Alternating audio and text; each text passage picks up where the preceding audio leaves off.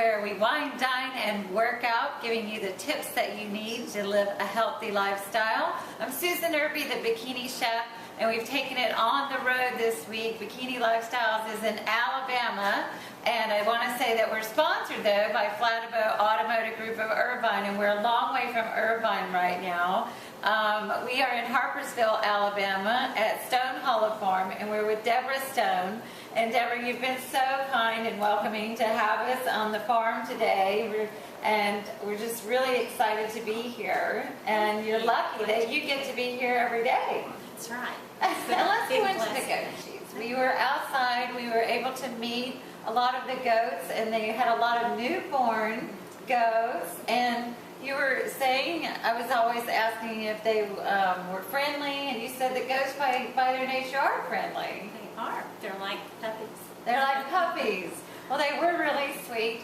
And I've always heard that goats will eat anything. And you kind of had a little bit of insight on that. You know, goats will chew. They like to chew on your clothes. They like to explore. But they're actually very picky about their water and their food.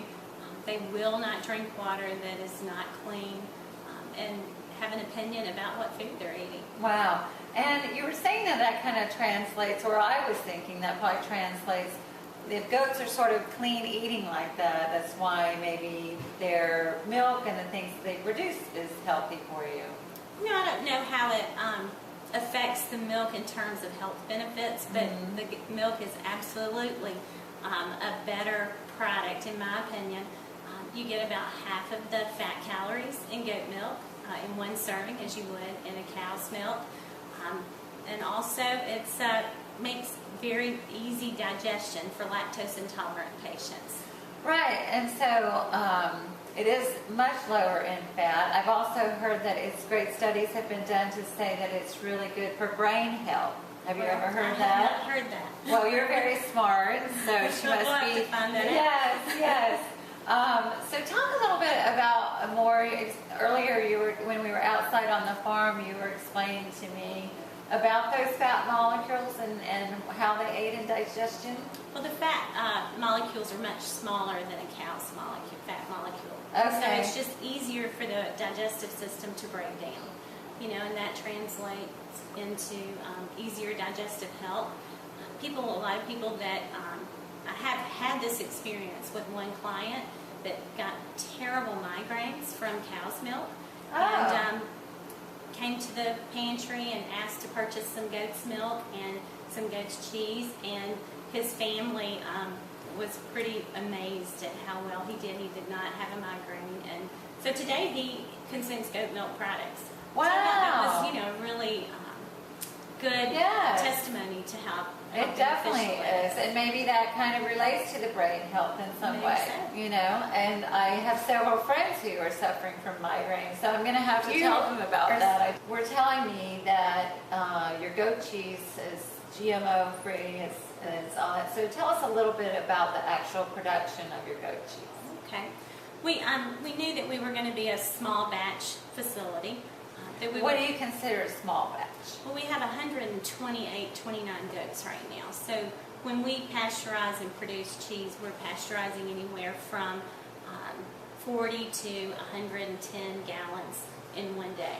Just depending on the time of the season. So being small batch, we needed to be, we needed to think about how we wanted to share our product with the consumer. And because we were, my daughter and I were big into juicing and the health benefits of food, we decided that, to introduce genetically modified free products would be a good way, to introduce people to goat cheese. So we import the grains from Wisconsin. We import organic corn, roasted soybeans, and that way we can make sure that the goats have a genetically modified free diet. I think I want to be a goat here anyway. Yeah. So it just translates into good health and great cheese. It really, really does. Now, we were tasting some of your cheeses. They're fabulous. They're very smooth, not overpowering, and creamy. They have that nice creamy goat flavor. But then you're also, so you have the I hate to call it plain, but the plain goat cheese, and then you have other flavors that you've introduced. And so share with us some of the ones that we tasted and some of your favorite. Well, your favorite and my favorite is the blackberry jam and red wine. It was fantastic. And, we just wanted to package the cheese in. We could have sold just the plain, but we needed to make it an experience, an unforgettable one, hopefully. Yes. And we have access to a lot of products on the farm, blackberries being one of them. So we harvest the wild blackberries. We use my grandmother's recipe, make blackberry jam, and then we use a little Cabernet wine, and so we have a blackberry jam and red wine goat cheese. I loved it. I loved it. And so one of them you're infusing some botanicals in, and I think that relates to your background sort of in botanicals. The macerated oils and infused oils, yes, I would Yes. agree with that. So we Yes. take the flowers, for instance, the stinking rose, which is the top of the garlic. We use that to infuse a safflower oil, and then we make a stinking rose goat cheese. It just has a very garlicky flavor. But it's not very overpowering. subtle. Yeah. And I think most people would take a fresh garlic clove or roasted garlic and then infuse it that way. And so why did you opt for the flowers, the botanicals? Well, I think generally I work with botanicals. That would be my first choice. But in that case, we wanted the garlic to be subtle. And so the stinking rose gives you that subtle flavor. And then by infusing it in the oil, it really, toned it down. So It did, but it was still delicious, and you could still really taste the nice garlic flavor, but you get also that wonderful goat cheese that you're Right. producing. which is what you want to taste. I know, it is.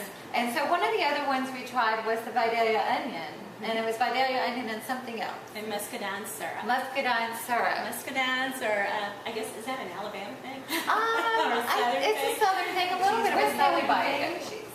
Well, you can buy it online at Okay. stonehollowfarmstead.com. We do ship everywhere in the U.S. And then Is locally, it overnight shipping? not if it's in the jars. If Oh, it's okay. just the plain, that's the cryovac, then we have to do an overnight.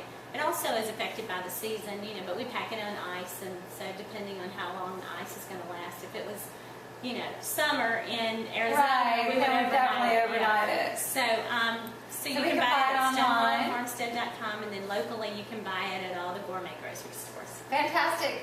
But also, I learned about you from the chefs on Lake Martin, Chef Chris Hastings and Chef He's Rob awesome. McDaniel and Catherine's Market. I know, our James Beard Award winning and nominated Thank you. chefs. So a lot of the restaurants are using Stone That's Hollow right. Farms goat cheese.